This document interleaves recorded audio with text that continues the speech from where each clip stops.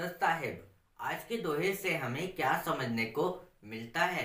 ज्ञान भक्ति वैराग्य का सुख तेज गति से हमें ईश्वर तक पहुंचाता है।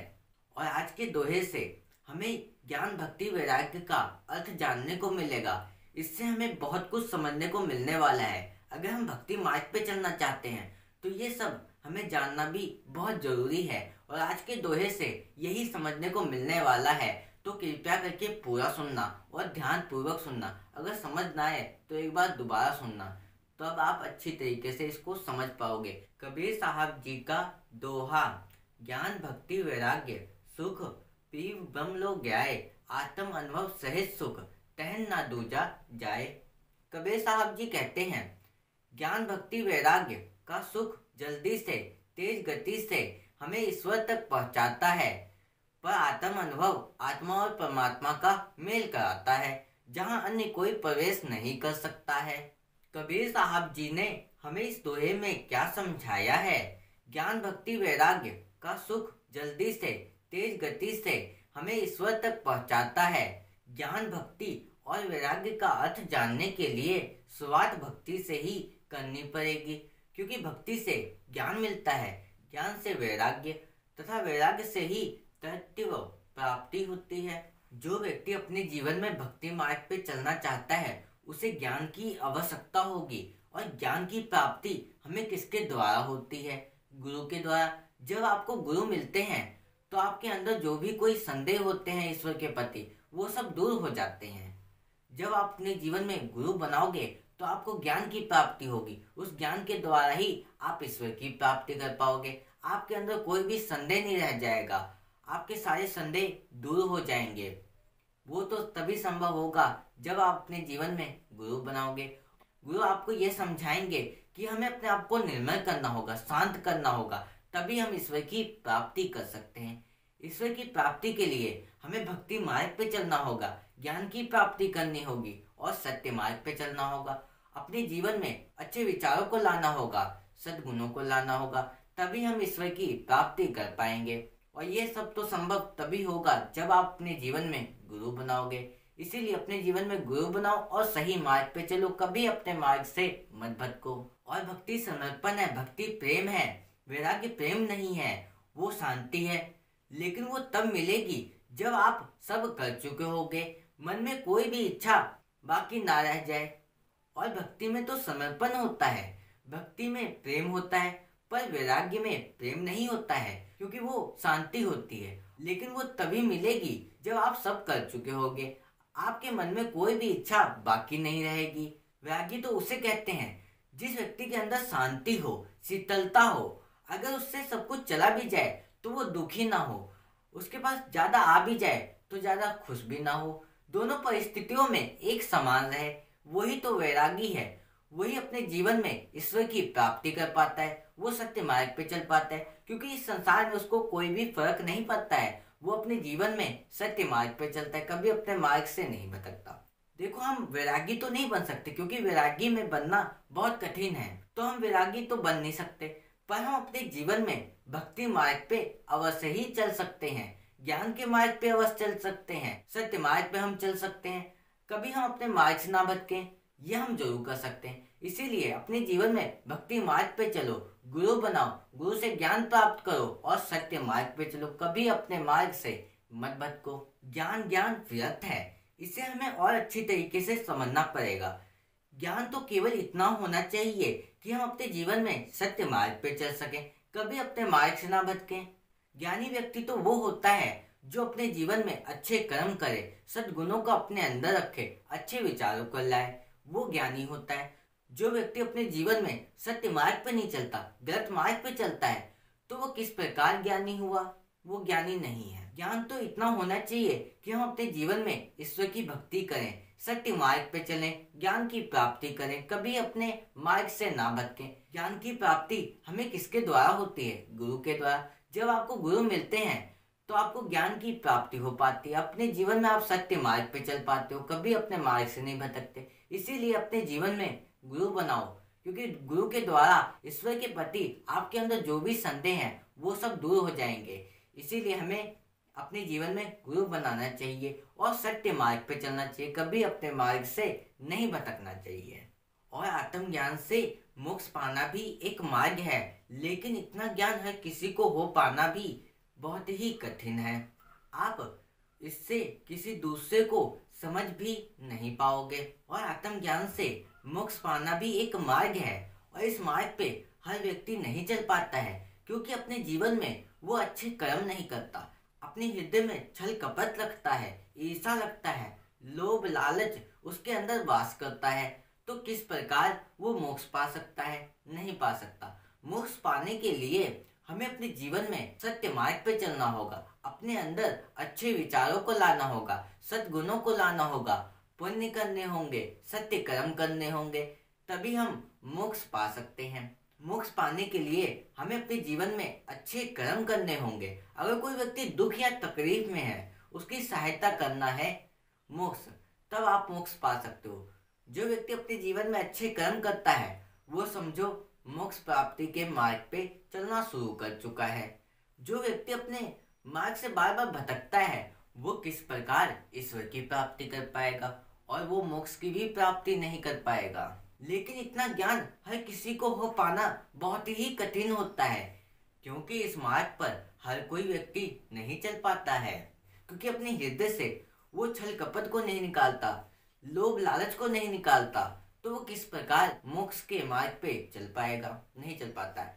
अगर आप मोक्ष के मार्ग पे चलना चाहते हो, मुक्ति पाना चाहते हो, तो अपने जीवन में अच्छे कर्म करो, सत्य कर्म करो, कभी अपने मार्ग से मत भटको। आप इससे किसी दूसरे को समझ भी नहीं पाओगे। जब आप इसको समझोगे तो आप और कुछ समझ नहीं पाओगे, क्योंकि आप अपने जीवन में अच्छे कर्म करोगे, बस सत्य कर्म करोगे, अपने जीवन में सत्य मार्ग पे चलने का प्रयास करोगे। और ये आत्मज्ञान की प्राप्ति हमें किसके द्वारा होती है? गुरु के द्वारा।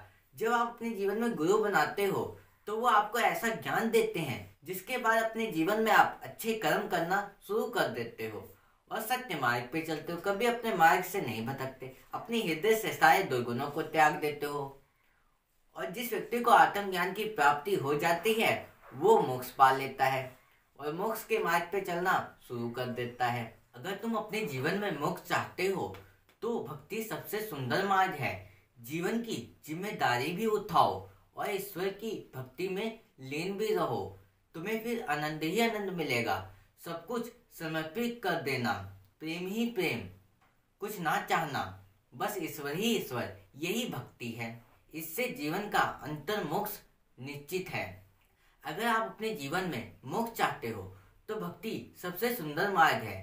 अगर आप अपने जीवन में भक्ति मार्ग पे चलते हो, तो आप अपने हृदय से सारे दुर्गुणों को त्याग दोगे, आप अपने अंदर सद्गुणों को लाओगे, सत्य मार्ग पे चलोगे, कभी अपने मार्ग से नहीं भटकोगे, क्योंकि आप मोक्ष चाहते हो, ईश्वर की प्राप्ति करना चाहते हो, अपने जीवन में सत्य मार्ग पे चलना चाहते हो। अगर आप अपने जीवन में मोक्ष चाहते हो, तो आपको अपने जीवन में सत्य कर्म करने होंगे, अच्छे गुणों को अपने अंदर लाना होगा, अच्छे विचारों को लाना होगा, तभी आप जीवन में मोक्ष प्राप्ति कर पाओगे।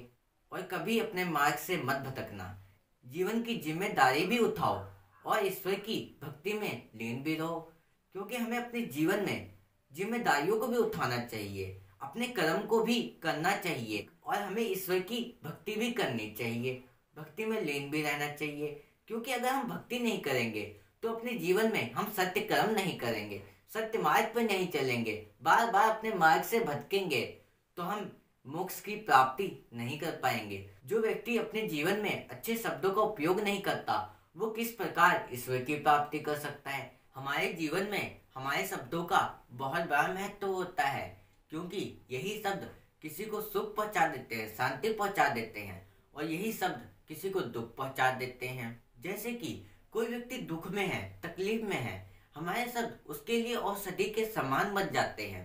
पर अगर हम अपने शब्दों का अच्छी तरीके से उपयोग ना करें, तो वही शब्द किसी को तीर के समान लग जाते हैं और उनको दुख पहुंचता है।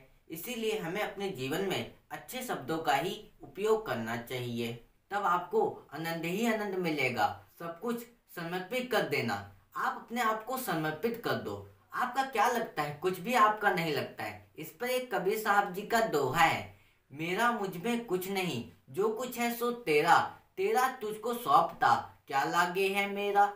मेरा क्या लगता है, ये दही भी तो उस ईश्वर ने ही तो हमें दी है, तो हम उसको सौंप देंगे तो उसमें हमारा क्या जाएगा, कुछ नहीं। इसीलिए अपने जीवन में भक्ति मार्ग पे चलो, कभी अपने मार्ग से मत भटको। ईश्वर के प्रति आपके अंदर प्रेम ही प्रेम है। जब आपके अंदर प्रेम ही प्रेम आ जाए, कुछ भी ना चाहना, बस ईश्वर ही ईश्वर, यही सच्ची भक्ति है। जब आपके अंदर प्रेम की भावना आ जाए, कोई भी दुख या तकलीफ में उसकी सहायता करो और उससे कुछ भी ना चाहो, बस आप ईश्वर को ही चाहो, बस कि मैं ईश्वर के मार्ग पे चलूं, सत्य मार्ग पे चलूं, कभी अपने मार्ग से ना भटकूं, बस आप इतना चाहो। यही एक सच्ची भक्ति है। उससे जीवन का अंतर्मोक्ष निश्चित है। पर अंतर्मोक्ष हमें किस प्रकार मिल सकता है, ये तो तभी मिलेगा जब हम अपने अंतर मन को साफ करेंगे। हमारे अंदर बहुत सी बुराइयां होती हैं, बहुत से दुर्गुण होते हैं, जैसे कि लालच, लोभ, ईर्ष्या, क्रोध, ये सब हर व्यक्ति के अंदर होता है। जब व्यक्ति इन सारे दुर्गुणों को त्याग देता है, उसका अंतर्मन साफ हो जाता है, फिर वो ईश्वर तक पहुंच जाता है, उसका अंतर्मोक्ष निश्चित होता है। अगर हम इन सारी बातों को ध्यान पूर्वक सुनकर अपने जीवन में उतार कर सत्य मार्ग पे चलना शुरू करेंगे तो हमारा अंतर्मोक्ष निश्चित है।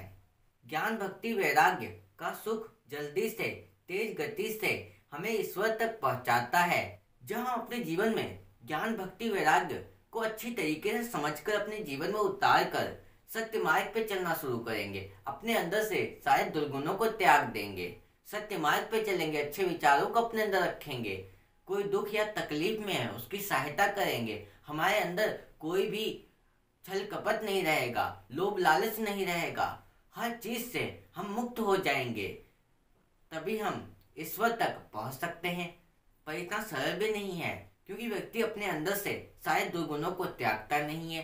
वो चाहे भक्ति कर रहा है, पर उसने अपने अंतर मन को साफ ही नहीं किया, उसके अंदर पाप है, छल है, कपट है, तो वो किस प्रकार ईश्वर की प्राप्ति कर पाएगा, वो नहीं कर पाएगा। अगर आप ईश्वर की प्राप्ति करना चाहते हो, अपने अंतर मन से सारी बुराइयों को निकाल दो, सारे दुर्गुणों को त्याग दो, तब आप ईश्वर की प्राप्ति कर पाओगे। और अपने जीवन में सत्य मार्ग पे चलना, कभी अपने मार्ग से मत भटकना।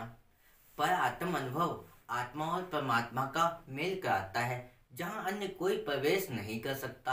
आत्म अनुभव हमें कहाँ से प्राप्त होता है, ये तो गुरु के द्वारा ही प्राप्त होता है। जब आप अपने जीवन में गुरु बना लेते हो, गुरु की आज्ञा का पालन करते हो, अपने जीवन में सत्य मार्ग पे चलना शुरू कर देते हो, तब आपको आत्मज्ञान की प्राप्ति होती है। जब आत्मज्ञान की प्राप्ति होती है, तब आपको आत्म अनुभव होना शुरू हो जाता है। फिर आपको ये पता चलता है कि मुझे अपने जीवन में अच्छे कर्म करने हैं, सत्य मार्ग पे चलना है, कभी अपने मार्ग से नहीं भटकना है। कोई व्यक्ति दुख या तकलीफ में उसकी सहायता करना है। जब हम अपने अंदर से सारे दुर्गुणों को त्याग देते हैं, तभी अपनी आत्मा को परमात्मा में मिला पाते हैं। और ये तो तभी संभव है जब आप अपने जीवन में गुरु बनाओगे। और इसीलिए अपने जीवन में गुरु बनाओ और अपने जीवन में सत्य मार्ग पे चलो, कभी अपने मार्ग से मत भटको। जहाँ अन्य कोई प्रवेश नहीं कर सकता, वहां तो हम ही केवल जा सकते हैं। उसके लिए जाने के लिए हमें आत्म अनुभव होना जरूरी है। आत्म अनुभव तो तभी होता है जब हम अपने जीवन में गुरु बनाते हैं। गुरु के द्वारा हमें आत्मज्ञान की प्राप्ति होती है, फिर हमें आत्म अनुभव होता है, फिर हम अपने जीवन में सत्य मार्ग पे चलना शुरू कर देते हैं। कोई ऐसा कर्म नहीं करते हैं जिसके कारण हमें उसका परिणाम अच्छा ना हो। कोई पाप नहीं करते, कोई अधर्म नहीं करते, कोई छल नहीं करते, कोई कपट नहीं करते, लोभ, लालच, ईर्ष्या, क्रोध, इन सबसे हम परे हो जाते हैं, तब अपनी आत्मा को परमात्मा में मिला पाते हैं। ये संभव तो तभी हुआ जब हमें गुरु मिले। इसलिए कहते हैं गुरु भी ईश्वर की कृपा से मिलते हैं, ईश्वर भी गुरु की कृपा से मिलते हैं। जब दोनों की कृपा होती है हमारे ऊपर, तब हमारा कल्याण हो जाता है। इसीलिए अपने जीवन में गुरु बनाओ, क्योंकि गुरु के द्वारा आपको ज्ञान, भक्ति, वैराग्य का मतलब पता चलेगा, इसका अर्थ पता चलेगा। फिर इसको समझकर आप अपने जीवन में सत्य मार्ग पे चलना शुरू कर दोगे। अगर कोई भक्त अपने जीवन में अच्छे कर्म नहीं करता है, अंतर मन से बुराइयों को नहीं खत्म करता, दुर्गुणों को नहीं त्यागता, तो वो भक्त ईश्वर की प्राप्ति किस प्रकार कर सकता है, वो नहीं कर पाएगा। अपनी आत्मा को परमात्मा में नहीं मिला पाएगा। अगर आप आत्मा को परमात्मा में मिलाना चाहते हो, मुक्ति पाना चाहते हो, आवागमन के चक्र से मुक्त होना चाहते हो, तो अपने जीवन में अच्छे कर्म करो, सत्य मार्ग पे चलो। अगर कोई दुख या तकलीफ में हो तो उसकी सहायता करो। कभी किसी का अहित मत करो। अगर अहित करते हो तो उसका परिणाम आपको अवश्य ही भोगना पड़ेगा। आप ईश्वर की प्राप्ति नहीं कर पाओगे, सत्य मार्ग पे नहीं चल पाओगे। इसीलिए अपने जीवन में अच्छे कर्म करो और सत्य मार्ग पे चलो, कभी अपने मार्ग से मत भटको। और ये दोहा आपको समझ नहीं आया हो तो एक बार दोबारा सुनना, तब आप अच्छी तरीके से इसको समझ पाओगे। और आज के लिए बस इतना ही। फिर मिलेंगे ऐसे ही एक नए दोहे के साथ। और इस चैनल पर ऐसे ही कबीर साहब जी के रोज नए नए दोहे आते रहेंगे। उसे सुनने के लिए चैनल को सब्सक्राइब कर लेना। सत साहेब।